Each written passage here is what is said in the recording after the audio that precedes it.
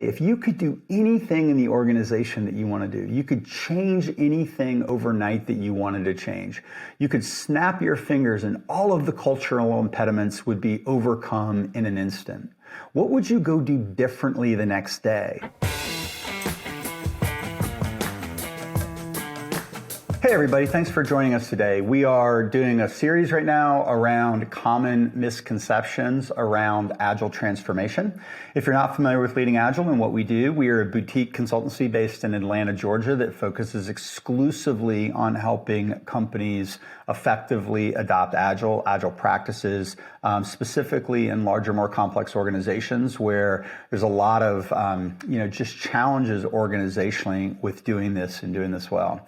So what we're talking about specifically is common misconceptions around Agile transformation. And one of the misconceptions that we see quite a bit is the idea that the difficulty adopting Agile is largely a culture problem.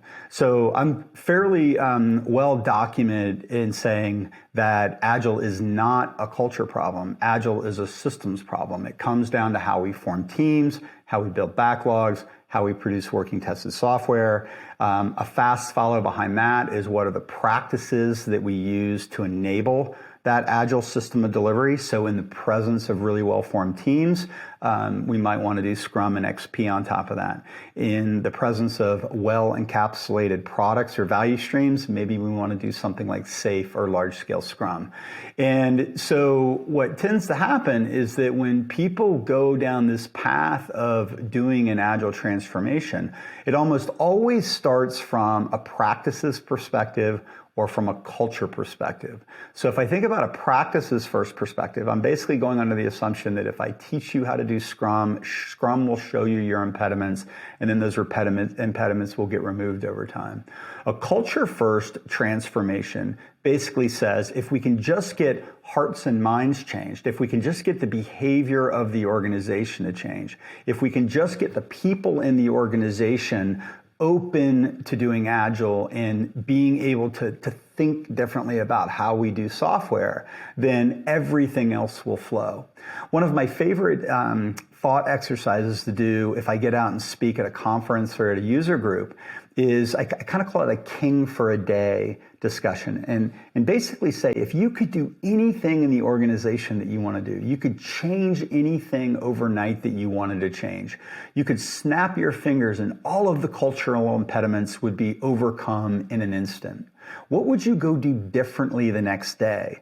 Understanding that we need to have incremental and iterative development. We need to do team-based delivery with stable velocity. We want flow of value. We want early release. We want high quality. We want efficient delivery. We want to be able to respond to change, right? All the different things that we promise with Agile. If you took the culture aspect of that out of it, what would you go do the next day? What would you ask of the organization? What changes would you make? And if you were able to make those changes, would you be able to guarantee success installing an Agile ecosystem as designed?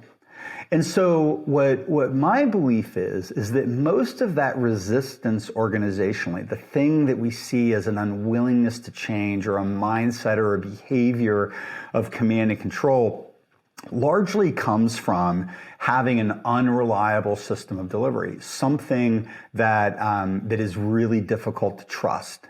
And so we have leaders that are behaving in a way that's anti-Agile, but they have a long history of working with product development organizations and IT organizations that haven't largely been trustworthy. So my belief is if we want a cultural attribute like trust, we have to build a system that is trustworthy. If we want a culture that is responsive to change, we have to have a system of delivery that is able to accommodate change in a reliable and predictable way. So the idea that the impediment to transformation is culture, I think is a bit of a misconception.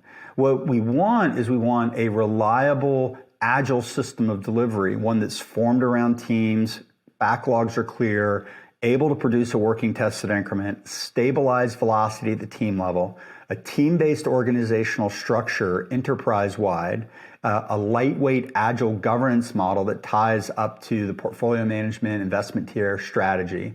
We want metrics and controls that actually enable the kinds of things that we're looking for.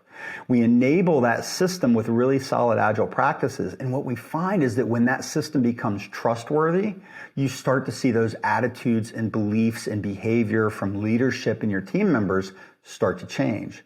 So how you get there is a bit of a process, right? There's a way to design an agile operating model. There's a way to incrementally and iteratively deliver that operating model in a way that's safe, plan-driven, can actually be intentionally designed and deployed, that will actually work to achieve the goals of agile.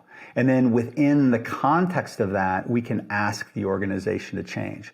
So it feels like a culture problem because there's so much resistance, but that resistance comes from the cognitive dissonance of not seeing how it's going to work.